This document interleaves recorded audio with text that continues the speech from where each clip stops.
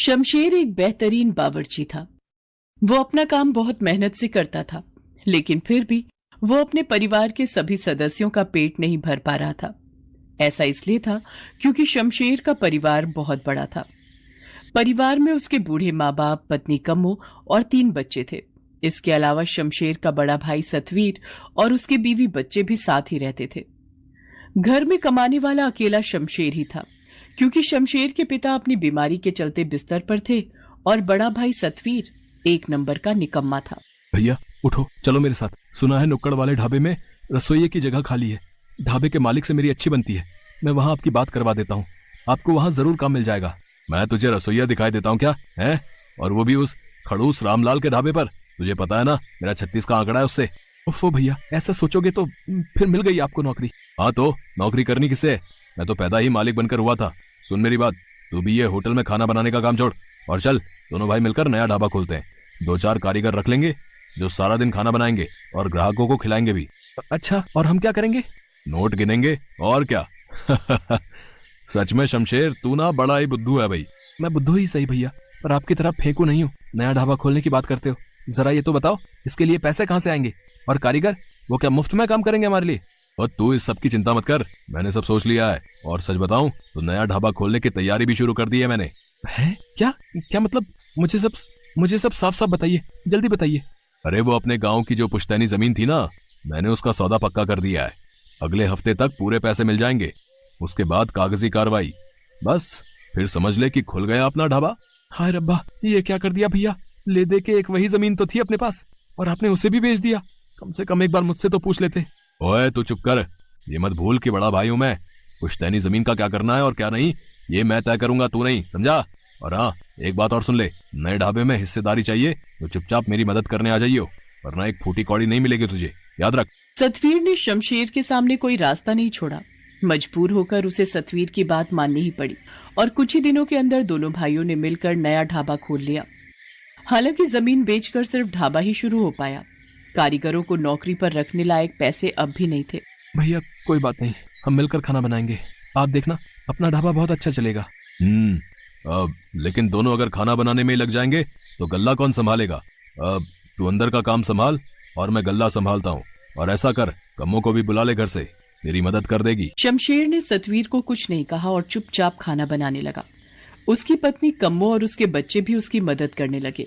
जैसा कि शमशेर ने कहा था, उसने बड़े ही प्यार से खाना बनाया और अपने ग्राहकों को परोसा। खाने का स्वाद और शमशेर का अच्छा बर्ताव लोगों को बहुत पसंद आ रहा था। भाई वाह, मान गए भैया, मान गए। खाना तो वाकई बहुत बढ़िया है, कहीं कोई कमी नहीं है और बहुत ही बढ़िया।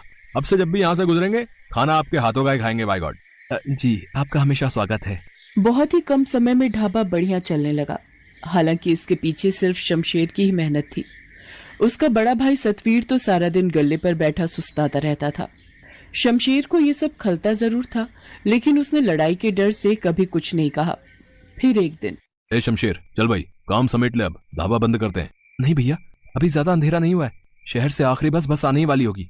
वो बस सीधे दिल्ली से आती है, तो उसमें कई सवारियां होंगी, तो उन्हें खिलाकर ही चलेंगे। क्या बकवास कर रहा है? मुझे तो बहुत नींद आ रही है। तो ऐसा कर, मुझे घर के लिए खाना बांध कर दे। मैं तो जा रहा हूँ, तू आते रहना जब आना हो। शमशेर ऐसा ही करता है। सतवीर खाना लेकर घर चला जाता है। फिर थोड़ी देर में दिल्ली से आने वाली वो आखिरी बस ढाबे पर आकर रुकती है, जिसका असल में शमशेर इंतजार कर रहा था। बस से उतरकर काफी ग्राहक ढाबे पर खाना खाते हैं और फिर वापस बस में चढ़ जाते हैं। उनके जाते ही शमशेर ढाबा बंद करने लगता है। तभी एक बाबा अपने 2 चेलों के साथ शमशेर के पास आते हैं और उससे कहते हैं, बेटा कुछ खिला दे हम भूखों को, भगवान तुझे इसका इनाम जरूर देगा।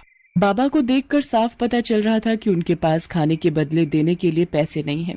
लेकिन फिर भी शमशेर ने उन्हें खाना खिलाने का फैसला किया।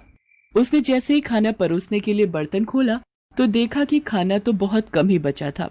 अरे ये तो बस कम्मों और बच्चों के लायक ही है, लेकिन बाबा इन्हें भी तो भूखा नहीं छोड़ सकता। काफी सोचने और समझने के बाद आखिरकार शमशेर तय कर लेता है कि वो बूढ़े बाबा और उनके दोनों चेलों का पेट भरेगा, अपने परिवार का नहीं। वो खाना परोसकर उन बूढ़े बाबा को दे देता है। तभी कम्मो वहां आ जाती है और खाने के बर्तन को पूरा खाली देखकर शमशेर से कहती है, ये क्या किया आपने? थोड़ा सा भी खाना नहीं बचाया। आप और मैं तो रह लेंगे बिना खाए, पर बच्चे, वो कैसे रहेंगे भूखे? अब कोई बात नहीं कमो, भैया ढाबे से खाना लेकर गए थे, कुछ तो बचा होगा, घर जाकर वही खिला देना बच्चों को। कैसी बातें करते हो जी, घर पर इतने लोग हैं खाने वाले, तो क्या आपको लगता है खाना बचा होगा? अब क्या करेंगे जी, बच्चे शाम से भूखे हैं, उन्हें क्या कहूँ मैं। कमो की बात सुनकर शमशेर को एहसास हुआ कि उससे वाकई गलती हो गई। उसे सारा खाना इस तरह खत्म नहीं करना चाहिए था, पर अब वो कुछ नहीं कर सकता था। फिर से कुछ पकाने के लिए राशन नहीं था और रात भी हो चुकी थी, इसलिए बाजार से राशन लाना भी मुमकिन नहीं था। अपने बच्चों के भूखे चेहरों के बारे में सोचकर शमशेर की आंखों में आंसू आ गए। पास ही बैठे बूढ़े बाबा शमशेर का दिया हुआ खाना खाते हुए सब कुछ सुन और देख रहे थे। खाना खत्म करने के बाद वो शमशेर के पास गए और उससे बोले, जुग जुग जियो बेटा, उदास मत हो, तुम्हें अपनी नेकी का इनाम जरूर मिलेगा। इतना कहकर बाबा ने शमशेर के खाना पकाने वाले बर्तन पर अपना हाथ रखा और कुछ मंत्र पढ़ने लगे।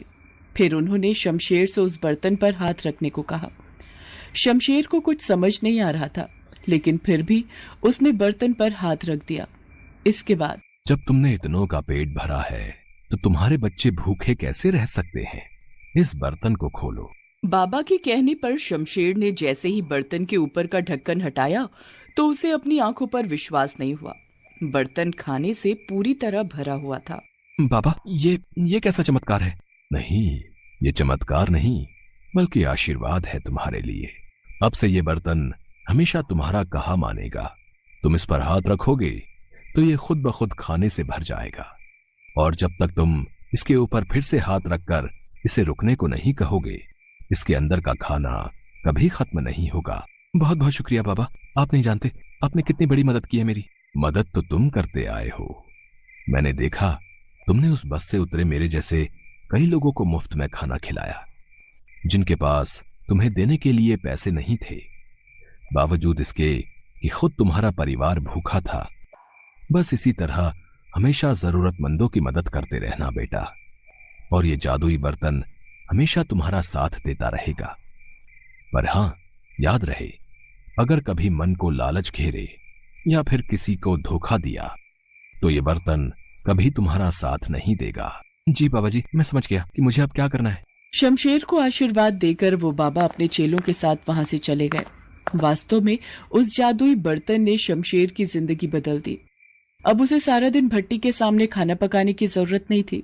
उसके हाथ रखते ही वो बर्तन लजीज खाने से भर जाता था, और जब तक शमशेर उसके ऊपर वापस से हाथ रखकर रुकने को ना कहे, खाना खत्म ही नहीं होता था। शमशेर हर रोज सबसे पहले अपने सभी ग्राहकों को भरपेट खाना खिलाता और फिर हर रोज शाम के वक्त कई गरीबों को मुफ्त में खाना खिलाता था। लेकिन ऐसा तब तक ही चल सका जब तक उस जादुई बर्तन के बारे में सतवीर को पता नहीं चला। अच्छा, तो ये बात है, इसे क्या लगा?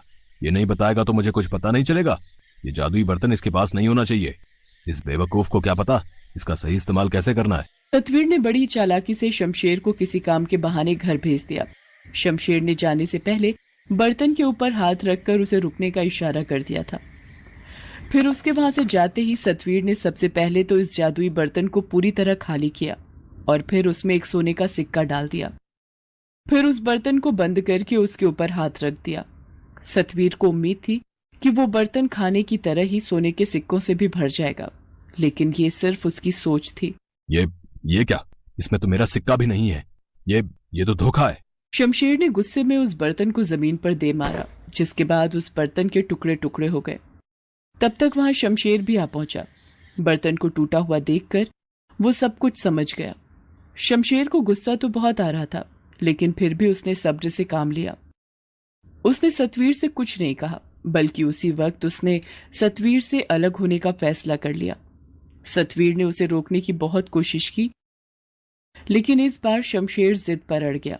वो अपने बीवी बच्चों और माता पिता को लेकर सतवीर से अलग रहने लगा, और तब जाकर सतवीर को एहसास हुआ शमशेर की अहमियत का भी और मेहनती होने की जरूरत का भी।